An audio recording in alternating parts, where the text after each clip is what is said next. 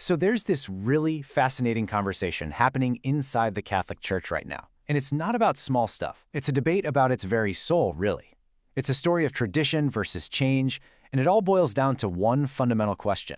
What does it actually mean to be the church in the 21st century? I mean, think about it for just a second. When I say the word church, what pops into your head? Is it this timeless, unchanging institution, with ancient rites and rituals? Or is it something alive, dynamic, something that's evolving and responding to the world as it is today? That tension? That's exactly what we're going to get into. Okay, so let's dive right into the first perspective. This is the idea that the church's identity isn't just set in stone, it's actually being shaped right now, not from the top down, but from the ground up, through new ways of worship that communities are creating for themselves. What's so interesting here is the rise of all these new blessing ceremonies. The sources we're looking at point out that these aren't rituals being handed down from Rome. Nope. They're growing organically from what theologians Julian Knopp and Benedict Cranneman call the ecclesial base, which is really just a way of saying, the community of regular baptized folks. And this slide just lays it out so clearly. On one hand, you've got the traditional, officially approved blessings that we're all familiar with. But then look at the other side. We're seeing new ceremonies developed right there on a local level. Things like a Valentine's Day blessing for couples, which started in Erfurt, Germany, or blessings for same-sex couples. These are direct responses to modern life, created right where people are. So if these new practices are shaping the church's identity, what does that identity look like? Well, Knopp and Cranneman call it a benedictional ecclesiology. The church that does these things sees itself as inviting and open, focused on service, diaconal, and non-judgmental. It's a church that's dynamic, that's learning. It isn't so caught up in denominational lines, and it believes that its power to act comes from baptism itself, not just from ordination. Okay, we just threw a pretty big word at you, ecclesiology. Before we move on, we have to make sure we're all on the same page with what this means, because honestly, it's at the absolute heart of this whole discussion.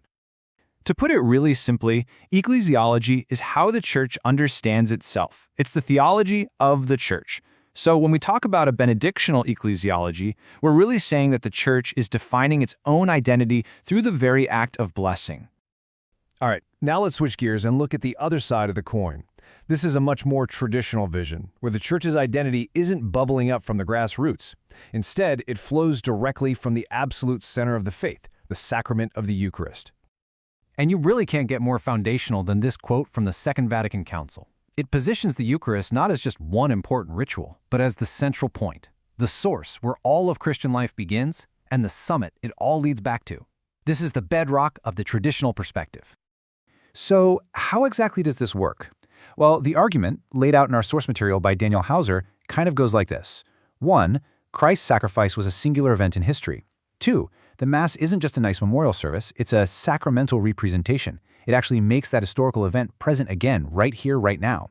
And 3, this is the crucial part, by participating in that, the church is literally brought into being and given its identity. So here is the absolute kicker. It's a two-way street. Theologian Henri de Lubac, who's cited in the source, said it perfectly. Sure, the church makes the Eucharist, but the Eucharist also makes the church.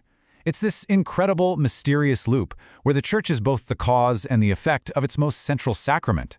Its identity is always being received from this one foundational event. Okay, so let's just take a breath. We've got two incredibly powerful visions for what the church is, and both of them are rooted in worship. One sees identity bubbling up from new local practices, and the other sees it flowing down from one ancient foundational sacrament. So, is this a huge contradiction? A conflict that has to have a winner and a loser?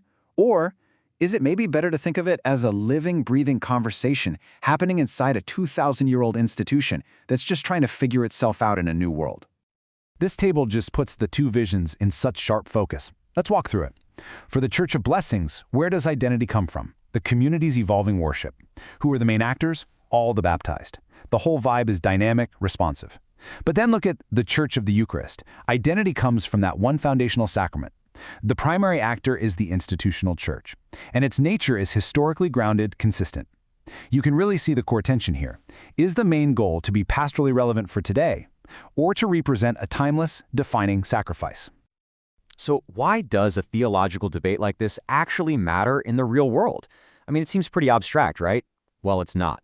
It has huge implications for the future of a global institution and all the people who are a part of it.